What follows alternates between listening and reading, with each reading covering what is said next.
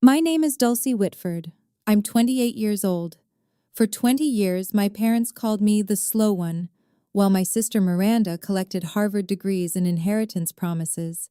They mocked my dyslexia at dinner tables, excluded me from family decisions, and paid me a fraction of what they paid her. But on Miranda's graduation day at the Plaza Hotel, in front of 350 guests, a stranger handed me an envelope that would expose every lie my parents ever told about me. What they didn't know? Grandma had been watching. She saw everything. And she left me something that would flip the entire Whitford empire upside down. The Whitfords were old money Manhattan, the kind of family whose name appeared on hospital wings and museum plaques. My father, Gerald Whitford, ran Whitford Properties, a commercial real estate empire my grandmother Eleanor had built from a single Brooklyn office in 1965. By 2024, the company was valued at $92 million. I was born with dyslexia, diagnosed at 7. The letters on pages would swim and rearrange themselves, turning simple sentences into puzzles that took me 3 times longer to solve than other kids. My parents' response wasn't support. It was shame. When I was 12, they hired tutors for Miranda. Violin lessons at Juilliard, French immersion classes, SAT prep with a Princeton graduate who charged $400 an hour. When I asked about getting help for my reading, my mother Priscilla just sighed. Dulcie, we've already spent so much on specialists. At some point, we have to accept that some children just aren't academic. I was 12, I believed her. So I learned to adapt on my own. Audiobooks became my lifeline. I developed a system of visual notes, diagrams, and flowcharts that helped me process information in ways traditional reading couldn't. And every Sunday afternoon, I'd take the train to my grandmother Eleanor's apartment on the Upper West Side, where she'd sit with me for hours, explaining concepts through stories instead of textbooks. Dulcie, she told me once, her weathered hand covering mine, you read slower than most, but you see things others miss. That's not a disability, sweetheart. That's a different kind of vision. I didn't fully understand what she meant then. I would, eventually. But first, I had to survive another 19 years of being the Whitford family's embarrassing secret. Christmas 2018. 20 relatives gathered around the mahogany table in my parents' Upper East Side townhouse. Crystal chandeliers, catered dinner, the annual performance of Whitford family perfection. My father stood at the head of the table, wine glass raised. I'd like to make an announcement, he said, his voice carrying that boardroom authority he wore like a second skin. Miranda has been accepted to Harvard Law School, full scholarship. Applause, cheers. Miranda blushed with practiced modesty. My eldest daughter, Gerald continued, beaming, will be the first Whitford to attend Harvard in 3 generations. She's going to take this family and this company to extraordinary heights. More applause. Uncle Richard clapped Miranda on the shoulder. Aunt Catherine dabbed her eyes with a napkin. Then my father's gaze drifted down the table. To me. And Dulcie. He paused. The warmth in his voice evaporated. Well, Dulcie is also here. A few relatives chuckled. Soft, uncomfortable laughs. The kind people make when they don't know what else to do. Miranda didn't defend me. She laughed along with them. I stared at my plate, the roasted lamb blurred through the tears I refused to let fall. Under the table, a hand found mine. Thin fingers, papery skin. Grandma Eleanor, seated across from me, squeezed gently. When I looked up, her eyes held something fierce, something that looked almost like fury directed at her own son. She didn't say anything, not then. But 3 months later, she called me to her apartment, said she needed to show me something important. I didn't know it at the time, but that Christmas dinner, that moment of casual cruelty in front of 20 witnesses, had set something in motion, something that would take 5 years to detonate. After graduating from a state university in 2022, not an Ivy, never an Ivy, I applied for a position at Whitford Properties. I wanted to prove I could contribute, that the family business could be my path too. my father agreed to hire me as an administrative assistant, salary $42,000 a year. That same month, Miranda joined as chief legal counsel. Her salary $280,000 plus bonuses. My job consisted of photocopying documents, booking conference rooms, and fetching coffee for executives who never learned my name. I wasn't invited to a single meeting, never shown a single contract, but I watched and I listened. I discovered something about myself during those long hours in the copy room. I could spot patterns others missed. When executives discussed deals in the hallway, I'd sketch diagrams of the relationships between parties, the flow of money, the potential conflicts. A skill I'd developed to compensate for my reading difficulties had become something else entirely. Grandma Eleanor had taught me this. During those Sunday afternoons at her apartment, she'd spread out old contracts from the company's early days and show me how to read them not word by word, but as systems, as structures. Your father reads contracts like a lawyer, she told me once in 2019, just before her health started declining. He looks for what he can exploit. You read them like an architect. You see how all the pieces connect.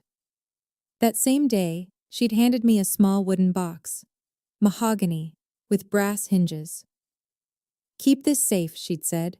Don't open it yet. When you need it, you'll know. I'd taken the box home, tucked it in my closet, and tried to forget the strange weight of her words. March 2019, Grandma Eleanor's apartment. Grandma. She was 82 then, her once vigorous frame grown thin, her silver hair wispy against the pillow of her armchair. But her eyes, those sharp, knowing eyes, hadn't dimmed at all. Sit down, Dulcie. I sat across from her in the living room where I'd spent so many Sunday afternoons. The walls were covered with photographs. Eleanor breaking ground on her first Brooklyn property in 1965. Eleanor shaking hands with Mayor Koch. Eleanor accepting a Women in Business Award in 1987. Not a single photo of my father at the helm. I built Whitford Properties from nothing, she said, her voice carrying decades of steel. One office, one secretary, 60 years of work. Your father.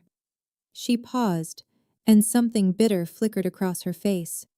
Your father inherited it. He didn't build it. He doesn't understand what it means to create something.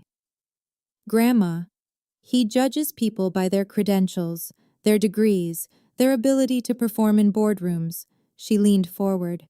I judge people by how they treat those who can't fight back. And you, Dulcie, you're the only one in this family who knows how to be kind. She pressed the wooden box into my hands. There's something inside that might help you someday, but not yet. You're not ready yet, and neither is Gerald. Her grip tightened. When the time comes, when he shows you exactly who he is, you'll know what to do. I wanted to ask what she meant, what was inside, why she'd chosen me, but she changed the subject, started talking about the weather, her garden, the book she was reading. 18 months later, she was gone. Pancreatic cancer. I held her hand in the hospice, the only family member at her bedside. The box remained unopened in my closet. April 2024. The email arrived on a Tuesday afternoon. Subject line: Position restructuring, confidential. Dear Ms. Whitford, as part of our ongoing organizational optimization, your current position will be eliminated, effective July 1st, 2024. HR will contact you regarding severance options.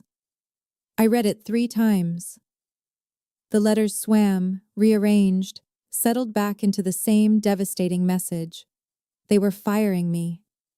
That evening, I stayed late, organizing files no one would ever look at. Through the thin wall separating my cubicle from my father's corner office, I heard voices, Gerald and Priscilla. Can't have her here when Miranda takes over, my father was saying. It looks bad. The CEO's sister working as a secretary. People will ask questions. What kind of questions? Why she's not in leadership, why we haven't promoted her.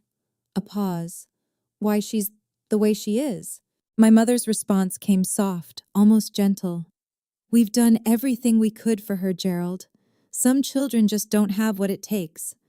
Exactly. So she needs to go. We'll give her a generous severance. She can find something else, something more suited to her abilities. I pressed my palm against the wall. $42,000 a year. My studio apartment in Queens, shared with 2 roommates, cost $1,800 a month. No savings, no safety net. If I lost this job, I'd be homeless within 2 months. But the money wasn't what made my chest tight. It was the realization settling into my bones like frost. If I let them do this, if I accepted their version of who I was, I would spend the rest of my life as the family failure. Not because I'd actually failed, but because I'd never been given the chance to succeed. Miranda's graduation party was tomorrow. I wondered what other announcements my father had planned. May 15th, 2024. The Plaza Hotel. Grand Ballroom.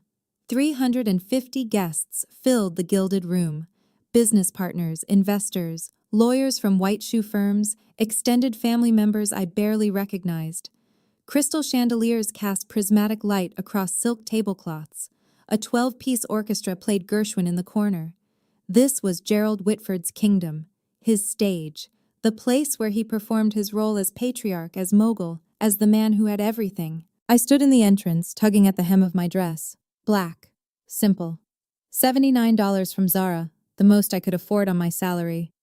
Everyone else glittered in designer gowns and tailored tuxedos. My mother intercepted me before I could find a seat. Dulcie? Priscilla's gaze traveled from my drugstore makeup to my scuffed heels, her lips pressed into a thin line. You couldn't find anything nicer? This is what I have. Well, she adjusted her Cartier bracelet. You'll be at table 27, near the service entrance. Try not to draw attention to yourself. Of course. And Dulcie? She leaned closer, her Chanel No. 5 overwhelming. Tonight is Miranda's night. Whatever you're feeling, whatever resentment you think you're entitled to, keep it to yourself. Don't embarrass us. She walked away before I could respond. Table 27 was at the back of the ballroom, partially hidden behind a pillar. My table mates were distant cousins I'd met maybe twice. From my seat, I could see the main stage, the massive portrait of Miranda in her Harvard regalia, the banner reading, "Congratulations, Miranda Whitford, Harvard Law Class of 2024, and near the entrance, standing alone by the door, a silver-haired man in a gray suit. He wasn't mingling, wasn't eating, just watching. His eyes found mine across the crowded room. Something cold prickled down my spine. At 8:30 p.m., the orchestra stopped. The lights dimmed. A spotlight illuminated the stage where my father stood, champagne flute raised. Ladies and gentlemen, thank you for joining us tonight to celebrate an extraordinary young woman. The applause began before he finished the sentence. Miranda graduated top 5% of her Harvard Law class.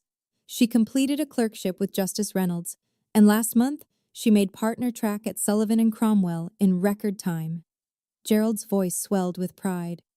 But tonight, I'm not just celebrating her achievements, I'm announcing her future. Miranda joined him on stage, radiant in emerald Valentino.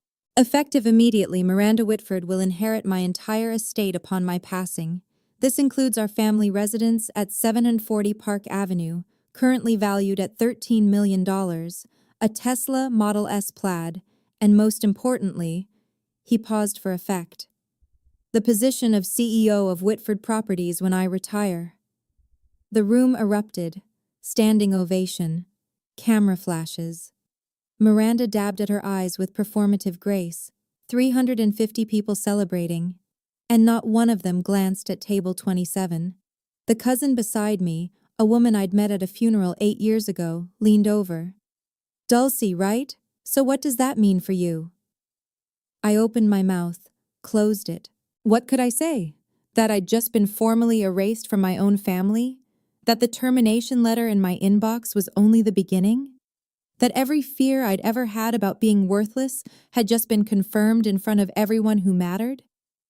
The applause died down, Miranda hugged our father. Cameras clicked, and through the crowd, the silver-haired man at the door began walking toward me, slowly, deliberately, like he'd been waiting for this exact moment. The man stopped at my table. Up close, I could see he was older than I'd thought, early 60s, with deep-set eyes and the careful posture of someone who spent his life in courtrooms. "Miss Whitford?" "That's me." I straightened in my chair. "Can I help you?" "My name is Jonathan Ellis." He pulled a business card from his breast pocket, cream-colored, embossed. "Morrison and Blake, attorneys at law." "I was your grandmother's lawyer." "My grandmother." The words hit like a punch. "Eleanor passed away 3 years ago." "I'm aware." He didn't sit, didn't soften. "She left something for you, with very specific instructions about when to deliver it." From inside his jacket, he produced a cream envelope, heavy stock, sealed with red wax bearing a notary's stamp.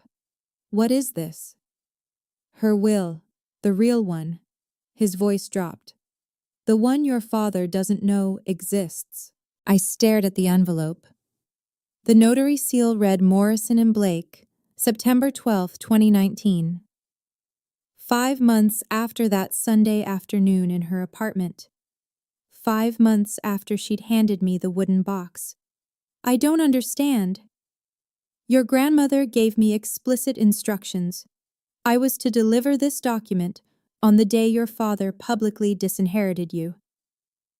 Ellis glanced toward the stage, where Gerald and Miranda were still basking in applause. "I believe that just occurred." My hands trembled as I took the envelope. "Mr. Ellis, what's in here?" For the first time, something almost like warmth flickered in his eyes. "Mrs. Eleanor told me to tell you, give this to Dulcie on the day Gerald shows her exactly who he is. By then, she'll be ready." He straightened his tie. "I'll be available when you have questions. You have my card." Then he turned and walked away, disappearing into the crowd. I couldn't breathe in that ballroom. I pushed through the service entrance, found an empty hallway near the kitchen. Fluorescent lights buzzed overhead, the sounds of celebration muffled to a distant hum. My fingers shook as I broke the wax seal. Inside, 3 pages of dense legal text. A notarized signature. A date, September 12, 2019. I read slowly, carefully. The letters swam, but I forced them into focus. "I, Eleanor Margaret Whitford, being of sound mind and body, do hereby revoke all previous testamentary documents and declare this to be my last will and testament." My eyes caught on a paragraph near the middle. "To my granddaughter, Dulcie Ann Whitford, I bequeath 51% of my shares in Whitford Properties, LLC, currently valued at approximately $47 million, along with all voting rights associated therewith." I read it again, and again. 51%, controlling interest. The will continued. "This bequest is made with full knowledge of my son Gerald's treatment of Dulcie. She has been excluded, diminished, and denied opportunity, not due to lack of ability, but due to lack of support. Dulcie is not slow. Dulcie was abandoned, and I will not allow her father's prejudice to continue after my death." A sob caught in my throat. Grandma had seen. She'd seen everything. Condition: to activate this bequest, Dulcie must formally request an emergency board meeting within 72 hours of receiving this document. Failure to act within this window will render this will null and void, and all assets shall transfer per my 2015 testament. 72 hours. The deadline would fall at 8:30 p.m. on May 18th. I leaned against the cold wall, the document clutched to my chest. My grandmother had given me a weapon. Now I had to decide if I was brave enough to use it. Jonathan Ellis was waiting by the coat check when I emerged. "You read it." "The 72-hour clause," my voice cracked. "Why would she put that in?" "Your grandmother knew you, Miss Whitford." He handed me a second card, this one with a personal cell number handwritten on the back. "She knew that if she gave you unlimited time, you might convince yourself not to act. The deadline isn't a punishment, It's permission. Permission? To stop waiting for your family to change their minds about you, to take what's rightfully yours. He checked his watch. The deadline is 8:30 p.m., May 18th. 3 days. If you want to proceed, you'll need to submit a formal request for an emergency board meeting. I can help you draft it. Through the ballroom doors, I could see my father still on stage, posing for photographs with Miranda. My mother circulated among guests, accepting congratulations as if she'd earned them herself. If I did this, if I invoked the will, I would destroy every relationship I had left. My parents would never forgive me. Miranda would see it as betrayal. But if I stayed silent, I would accept their verdict. I would become exactly what they'd always said I was, the failure, the slow one, the daughter who didn't matter. Miss Whitford, Ellis's voice cut through my spiral. Your grandmother believed in you. She spent the last 3 years of her life preparing for this moment. The question is, do you believe in yourself? I looked at the will in my hands, at the elegant signature of the woman who'd held my hand under Christmas tables and taught me to read contracts like architecture. I'll call you tomorrow, I said. We're requesting that board meeting. Ellis allowed himself a small smile. She said you would. I'm going to pause here for just a moment. If you've ever been underestimated by the people who were supposed to believe in you, if you know what it feels like to be dismissed, I want you to comment the word enough below. Let me know I'm not alone in this. And if you want to see what happened when I walked into that boardroom, keep watching, because we're just getting started. Now back to the story. That night, back in my cramped Queens apartment, I finally opened the wooden box. My roommates were asleep. The only light came from the street lamp outside my window, casting orange stripes across my bed where I sat cross-legged, the mahogany box in my lap. The brass hinges creaked as I lifted the lid. Inside, a handwritten letter on Eleanor's personal stationery, a faded document with a 1965 date stamp, and a USB drive, sleek and modern, clearly added much later. I reached for the letter first. My dearest Dulcie, if you're reading this, then Jonathan has done his job, and your father has done exactly what I feared he would. I'm sorry I couldn't protect you while I was alive, but I can protect you now. The enclosed document is the original partnership agreement from 1965, when I founded Whitford Properties with 2 colleagues who have long since passed. Your father has never seen it. It establishes that the founders' shares carry permanent voting rights that cannot be diluted or transferred without board approval. The USB contains something else. Something your father hoped I'd forgotten. In 2018, Gerald proposed a resolution to reduce my voting rights from 51% to 10%. His stated reason? I was too old to understand modern business. The real reason? He wanted control, and I was in his way. The board rejected his proposal by 2 votes. I was one of those votes. I never forgot what he tried to do. And I never forgave him for the way he treated you to justify it, as though diminishing you somehow proved I was unfit. Use this wisely, Dulcie. Not for revenge, for justice. All my love, Grandma Eleanor. I plugged the USB into my laptop. The file was labeled, Board Meeting Minutes March 2018, PDF. My father's attempt to strip his own mother of power. Documented, time-stamped, evidence, May 16th, 9:00 a.m.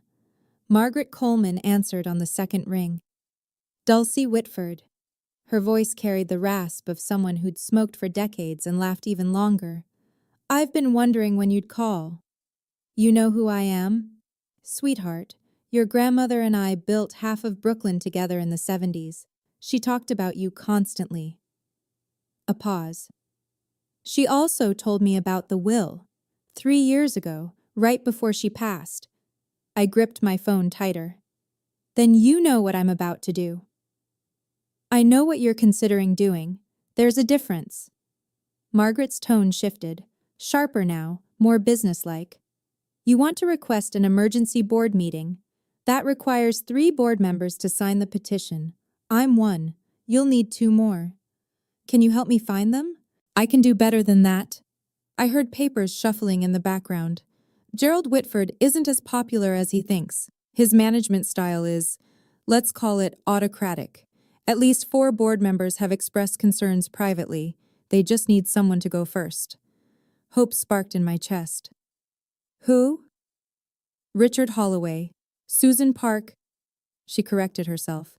Susan Parker. They've both been on the receiving end of Gerald's temper in closed sessions. I'll make some calls. Another pause. Dulcie, I need you to understand something. This isn't going to be pleasant. Your father will fight. Your sister will fight. They'll say terrible things.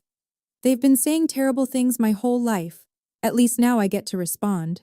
Margaret laughed, a warm, genuine sound. Eleanor always said you had steel under all that quiet. I'm starting to see what she meant. She cleared her throat. I'll have the petition ready by tonight. Board meeting request, May 18th, 10:00 a.m. Whitford Tower, 42nd floor. Thank you, Margaret. Don't thank me yet. Thank me when you're sitting in that boardroom. May 17th. Gerald found out about the board meeting at 4:00 p.m. I know this because Miranda called me 45 minutes later, her voice tight with controlled fury. What did you do? I was sitting in my cubicle at Whitford Properties, pretending to organize files. I don't know what you're talking about. Dad just got a notice from the board secretary. Emergency meeting tomorrow, requested by Margaret Coleman and 2 other directors. A pause, sharp as broken glass. Margaret Coleman hasn't requested anything in 15 years. What did you do? Maybe she has concerns about company management. Don't play games with me, Dulcie. Miranda's composure cracked. If you're trying to embarrass us, trying to make some kind of scene, I'm just doing my job, Miranda. Same as always. She hung up without saying goodbye. 20 minutes later, Gerald stormed past my cubicle on his way to his office. He didn't look at me, didn't acknowledge I existed, just slammed his door hard enough to rattle the windows. Through the wall, I heard him on the phone. Ridiculous waste of time. Margaret's probably going senile. We'll address her concerns and move on. No, I'm not worried. Dulcie? My God, Miranda, she can barely read a spreadsheet. She's not a threat to anyone. I smiled. For the first time in 28 years, being underestimated felt like an advantage. That night, in my apartment, I prepared. Printed 3 copies of the will. Downloaded the 2018 board minutes onto my phone as backup. Wrote a brief statement. Not an accusation, just a presentation of facts. Jonathan Ellis confirmed he'd attend as the authenticating attorney. Margaret texted at 11 p.m. Petition filed. See you tomorrow. Your grandmother would be proud. I barely slept. But for once, it wasn't anxiety keeping me awake. It was anticipation. May 18th, 2024, 9:45 a.m., Whitford Tower. The elevator opened onto the 42nd floor, floor-to-ceiling windows, Italian marble, the kind of corporate opulence designed to intimidate. I stepped out in a borrowed gray blazer, my roommates 2 sizes too big, carrying a leather portfolio I'd bought at Goodwill for $12. The security guard at the boardroom door held up his hand. Name? Dulcie Whitford. He checked his tablet. Frowned. You're not on the authorized attendee list. I'm a Whitford Properties employee, and I have business with the board. Ma'am, this is a restricted meeting. I can't let you. Is there a problem? Miranda's voice behind me. I turned. She looked immaculate. Navy power suit, Hermes scarf, the uniform of someone who belonged in boardrooms. Dulcie. Her smile didn't reach her eyes. What are you doing here? I have information to present to the board. Information? Miranda laughed, a sharp performative sound. About what? You work in the copy room. The nature of my presentation is confidential. You don't even know what ROI stands for. Return on investment. It's not that complicated. Miranda's smile flickered. Before she could respond, our father appeared at the end of the hallway, flanked by 2 senior executives. What's going on here? Dulcie wants to attend the board meeting, Miranda said. I was just explaining that's not possible. Gerald looked at me the way he always did, like I was a stain he couldn't quite scrub out. Dulcie, go back to your desk. This doesn't concern you. Actually, a voice called from inside the boardroom, it does. Margaret Coleman appeared in the doorway. 72 years old, silver-haired, standing with the quiet authority of someone who'd been building empires when Gerald was still in diapers. I invited her. She has standing to address the board. Margaret smiled. Let her in. Gerald's jaw tightened. For a moment I thought he might physically block the door. But Margaret Coleman had been a board member for 32 years. Her authority in that room exceeded his. Fine. My father's voice was ice. Let her speak. We'll see how long it takes before she embarrasses herself. The boardroom was smaller than I'd imagined. An oval table of polished walnut, 12 leather chairs, portraits of past executives on the walls, including, I noticed, my grandmother Eleanor, her painted eyes seeming to watch from above the fireplace. 12 board members took their seats. Gerald at the head, Miranda to his right, not officially a board member yet, but positioned as heir apparent. I was directed to a chair at the far end, the children's table of corporate governance. In the corner, Jonathan Ellis sat with his briefcase. He caught my eye, nodded once. Robert Hartley, the board chairman, a distinguished man in his mid-60s who'd known my grandmother for decades, called the meeting to order. This emergency session was requested by Margaret Coleman, Richard Holloway, and Susan Parker. Margaret, you have the floor. Margaret rose. Thank you, Robert. I'll keep my remarks brief. She gestured toward me. The matter I wish to address concerns a document that has recently come to light, a document that affects the ownership structure of this company. I yield my time to Miss Dulcie Whitford. All eyes turned to me. Miranda smirked. Gerald leaned back in his chair with theatrical boredom. I stood. My hands were steadier than I expected. Thank you, Mrs. Coleman, and thank you to the board for allowing me to speak. I opened my portfolio. What I'm about to present may come as a surprise to some of you. I ask only that you listen to the evidence before reaching any conclusions. Gerald sighed audibly. I ignored him. Before I could continue, my father raised his hand. I'm sorry, Robert, but before we waste the board's valuable time. Gerald stood, buttoning his jacket with deliberate slowness. I need to provide some context. Gerald, Margaret started. Dulcie is my daughter. His voice carried that patronizing warmth he used for difficult clients. And I love her, but she's not qualified to address this board on any business matter.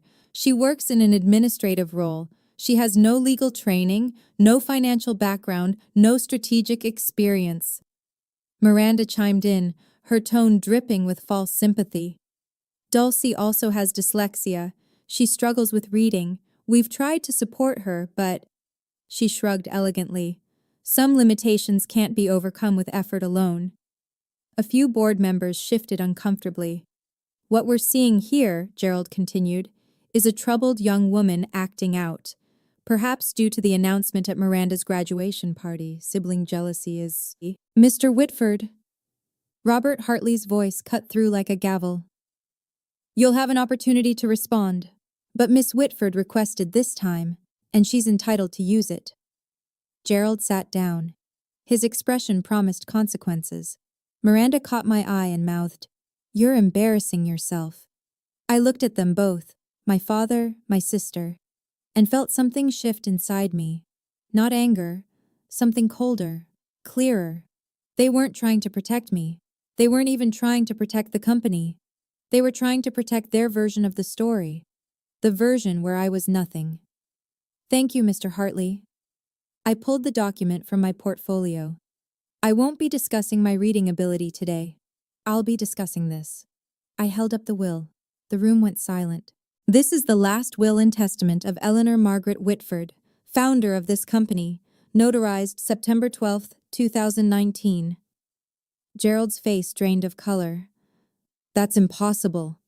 Gerald's voice came out strangled. My mother's will was executed in 2015. I have a copy. You have a copy of her previous will. I kept my voice level. Clinical. Under New York Estates, Powers, and Trusts law, a subsequent valid will automatically revokes all prior testamentary documents.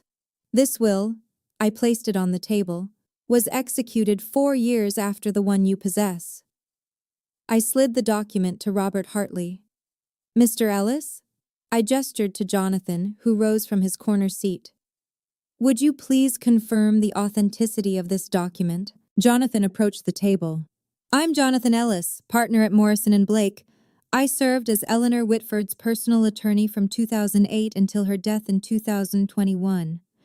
I can confirm this will was executed in my presence on September 12, 2019. It was witnessed by 2 independent notaries, and the original is held in escrow at Chase Private Client. Robert Hartley studied the document. His eyebrows rose. This will bequeaths 51% of Whitford Properties shares to... He looked up at me. To you, Miss Whitford. Murmurs rippled around the table. That's a forgery, Miranda said, but her voice had lost its confidence. It's not. Jonathan's response was immediate. And I'd advise you against making accusations of fraud without evidence, Ms. Whitford. Morrison & Blake's reputation speaks for itself. Gerald slammed his palm on the table. This is absurd. My mother was ill. She was being manipulated. Manipulated? I pulled out my phone. Perhaps you'd like to explain this then. I pressed play on the 2018 board meeting audio. My father's voice filled the room.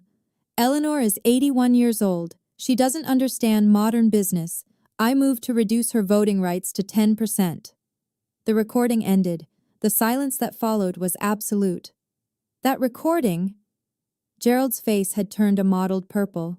That was a private board discussion, which Eleanor attended. I kept my voice steady. She recorded it, as was her right as a shareholder.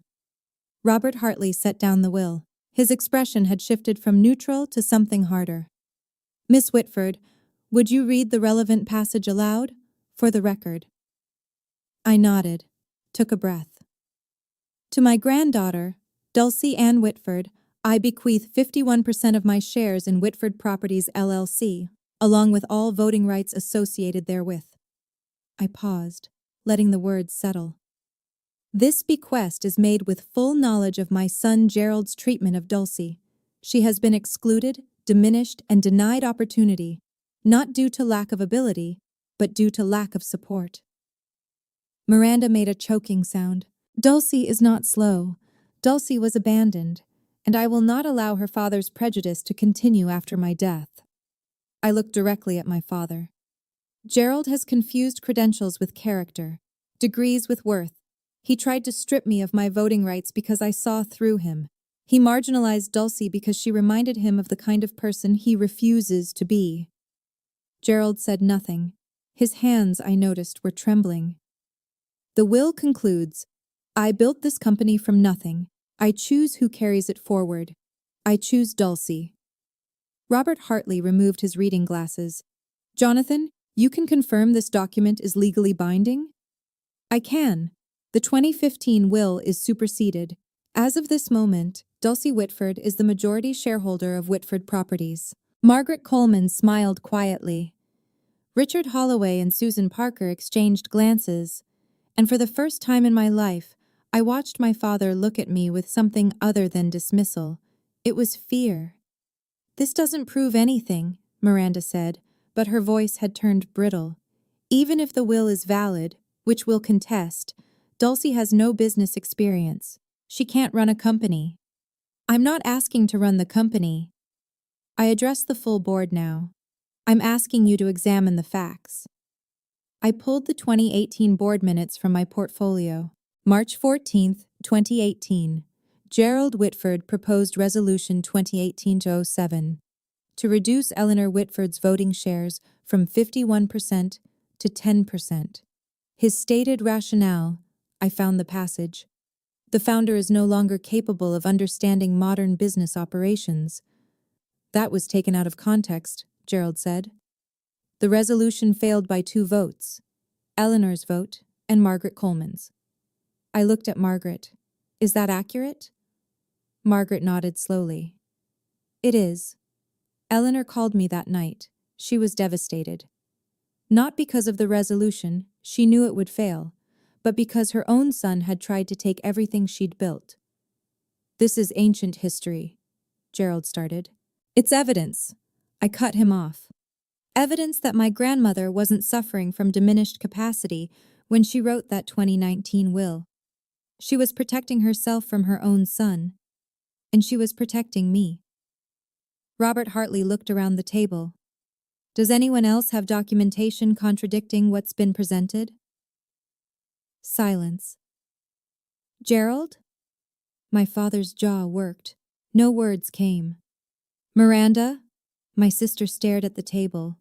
Her perfect composure had cracked entirely. Richard Holloway spoke for the first time. Robert, I think we need to recess and have legal counsel review these documents. Agreed. Hartley checked his watch. We'll reconvene in 15 minutes.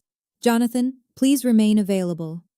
The board members rose. Conversations broke out in hushed tones. Gerald didn't move.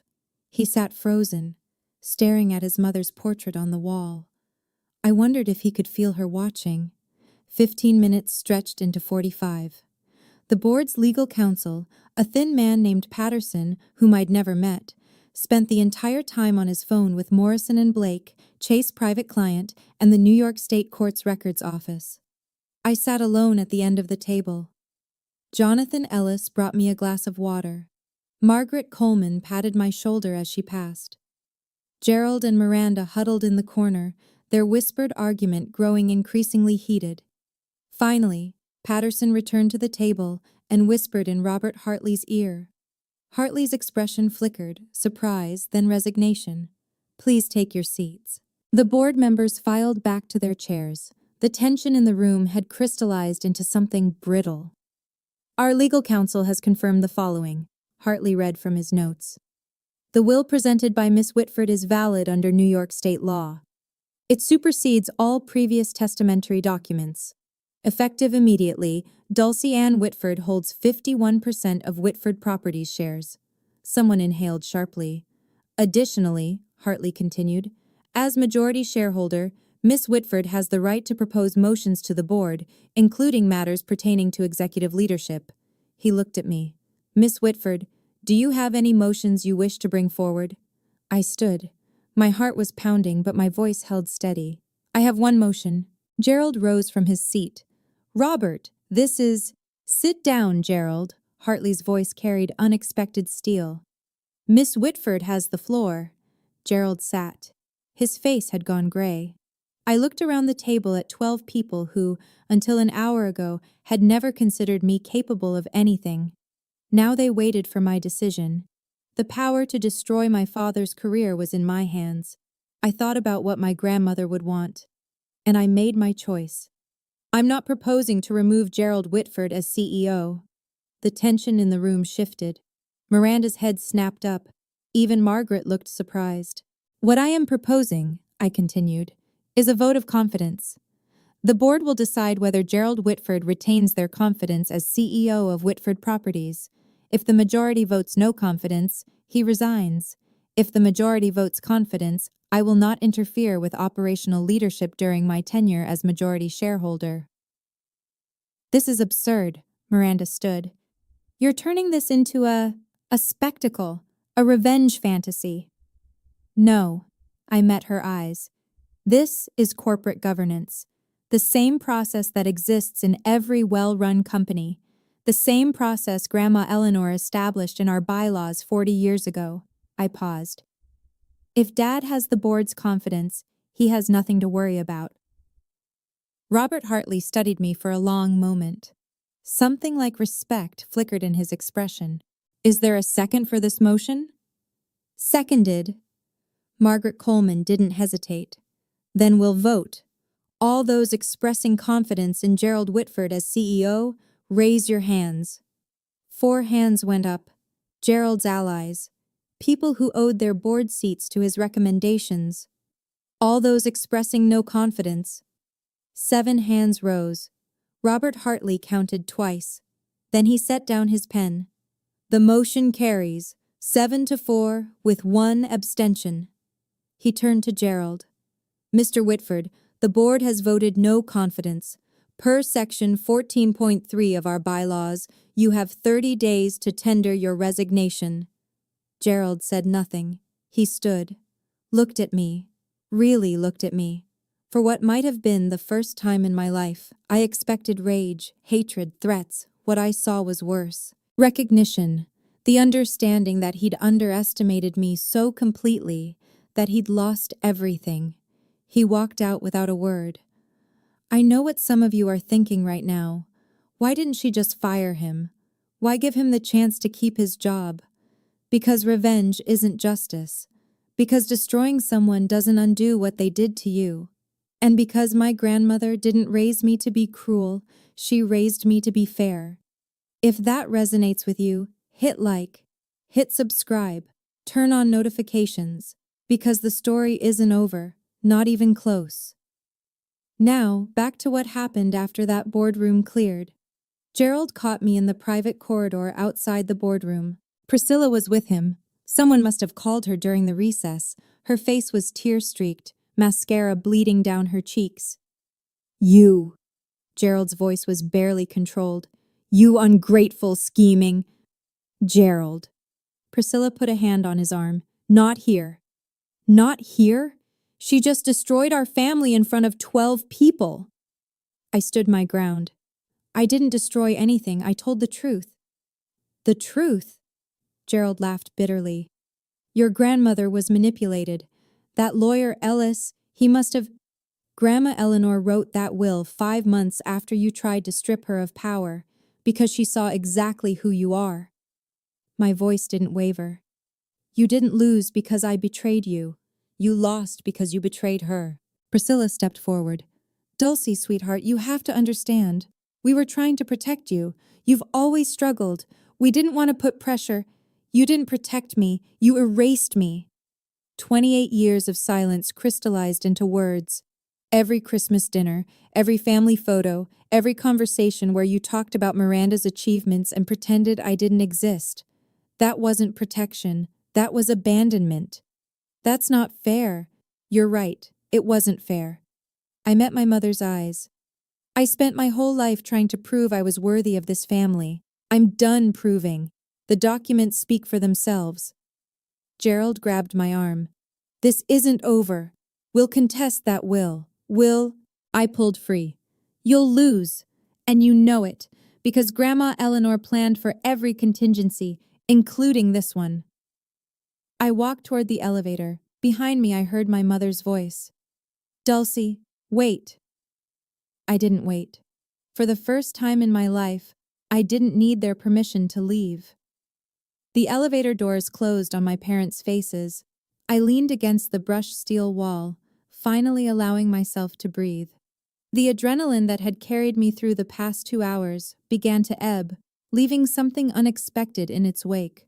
Not triumph, not satisfaction, grief. I'd just severed 28 years of hoping things would change, of believing that if I was patient enough, quiet enough, good enough, my parents would eventually see me, love me the way they loved Miranda. That hope was dead now. I'd killed it myself. The elevator descended 42 floors. By the time it reached the lobby, I'd wiped my eyes and straightened my borrowed blazer. Jonathan Ellis was waiting by the security desk. That was... He searched for the word. Remarkable. It was necessary. Your grandmother would agree. He fell into step beside me as I walked toward the exit. What happens now? Now I go home, sleep, try to figure out what my life looks like without the family I thought I had. And the company?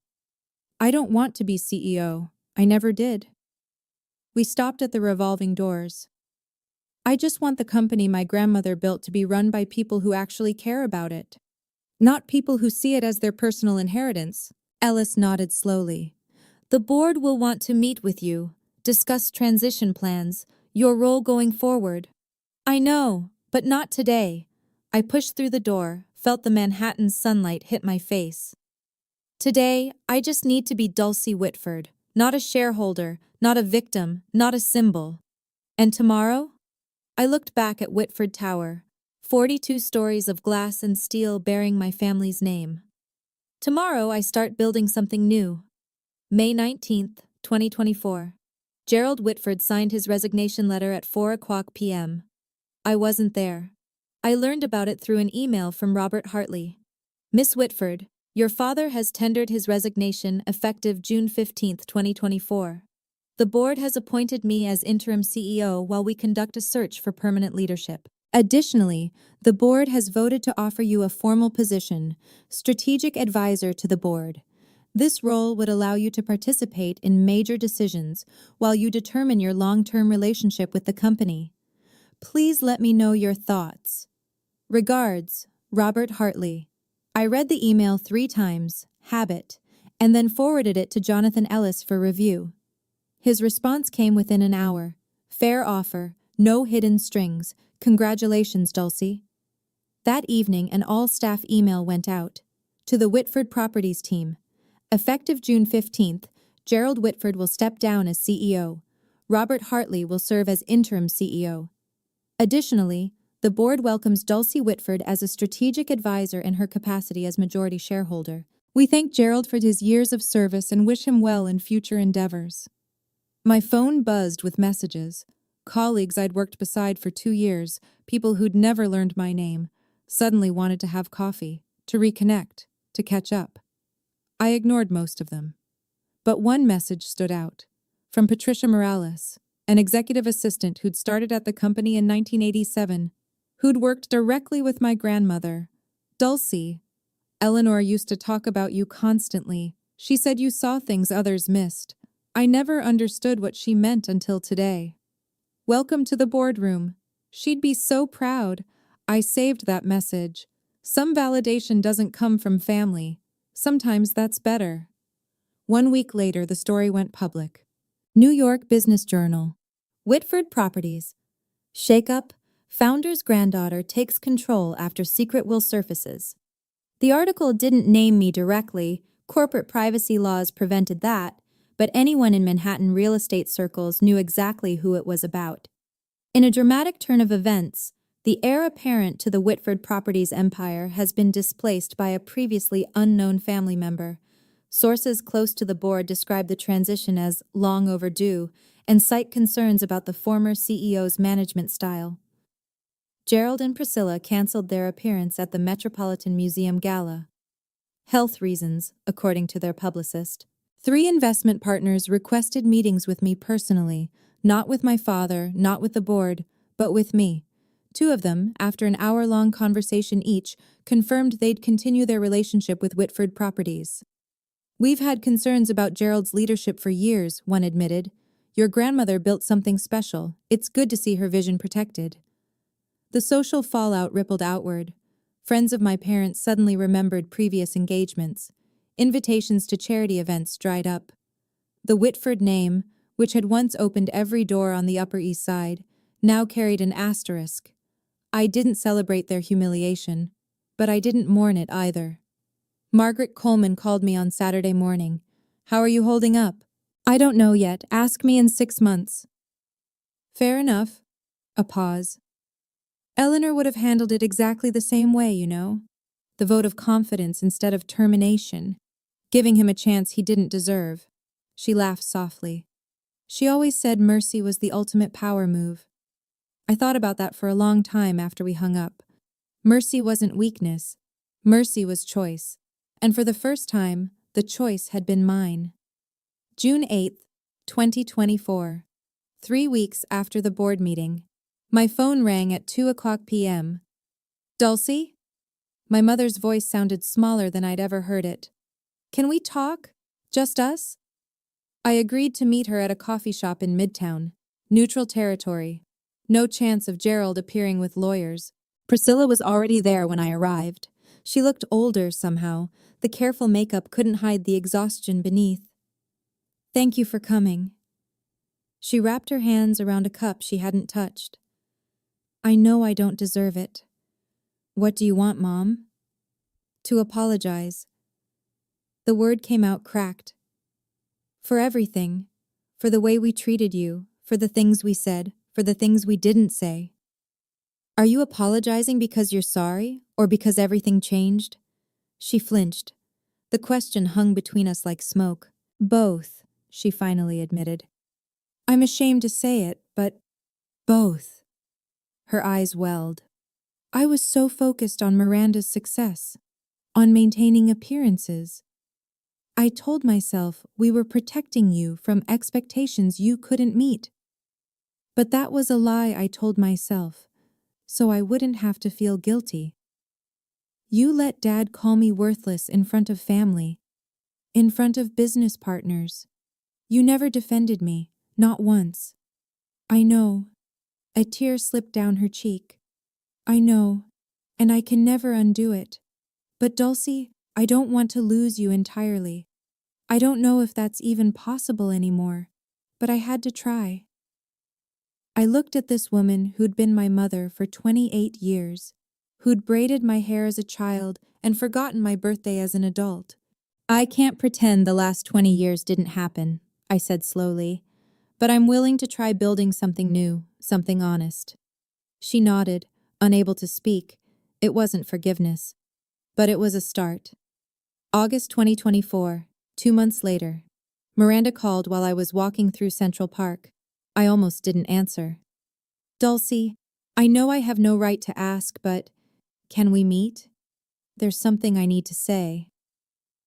We sat on a bench near Bethesda Fountain. The August heat pressed down like a weight. Miranda looked different. The armor of perfection she'd worn her whole life had cracked. Dark circles under her eyes, hair pulled back carelessly. I've been in therapy, she said without preamble. Since May, 3 times a week. That's good. It's brutal. She laughed humorlessly. Turns out, being the golden child isn't actually a gift. It's a different kind of cage. I waited. Dad expected me to be perfect. Every grade, every achievement, every award was never enough. It was just the baseline for what came next. She stared at the fountain. And the way they treated you, I told myself it was just how things were, that you were different, that I was protecting you by not challenging them. You weren't protecting me. No, I was protecting myself. Because if I defended you, I became a target too. She finally looked at me. That's not an excuse, it's just the truth. What do you want from me, Miranda? Nothing. I don't deserve anything. Her voice cracked. I just wanted you to know. I see you now. Really see you. And I'm sorry I didn't look sooner. We sat in silence, 2 sisters who'd grown up in the same house as strangers. I can't go back to how things were, I said finally. But I'm not interested in staying enemies either. Maybe we start over, from scratch.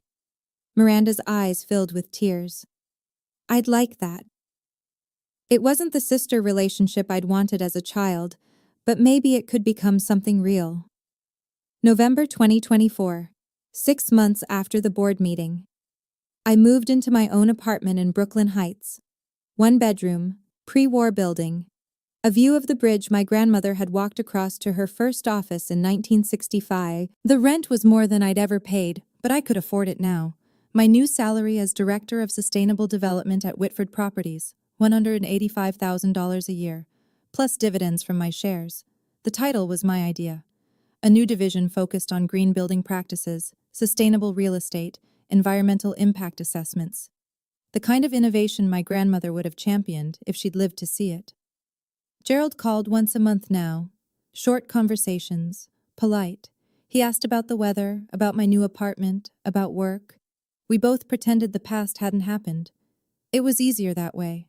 Priscilla and I had lunch every other week. Slowly, awkwardly, she was learning to see me as a person instead of a problem. It wasn't the mother-daughter relationship I'd dreamed of, but it was honest, which was more than we'd ever had. Miranda and I got coffee on weekends sometimes. We were learning each other, really learning, for the first time. She told me about the pressure she'd carried. I told her about the loneliness. Neither of us pretended the past was okay, but we were writing a new story. On the wall of my apartment, I'd hung my grandmother's portrait. the same one that had watched over the boardroom for 40 years. Sometimes, when the evening light hit it just right, I could almost see her smiling. "You did it, Grandma," I thought. "You gave me the tools. I just had to be brave enough to use them. 6 months ago, I was invisible. Now I was finally, fully, myself." Looking back, I understand something now that I couldn't have understood at 27. My grandmother didn't leave me 51% of her company because I was better than Miranda. She left it to me because she knew I wouldn't let power corrupt me the way it had corrupted my father. Dyslexia isn't my flaw. It's part of who I am, like my visual memory, my patience, my ability to see patterns others miss. The things that made me slow in my parents' eyes were the same things that made me see the truth when everyone else looked away.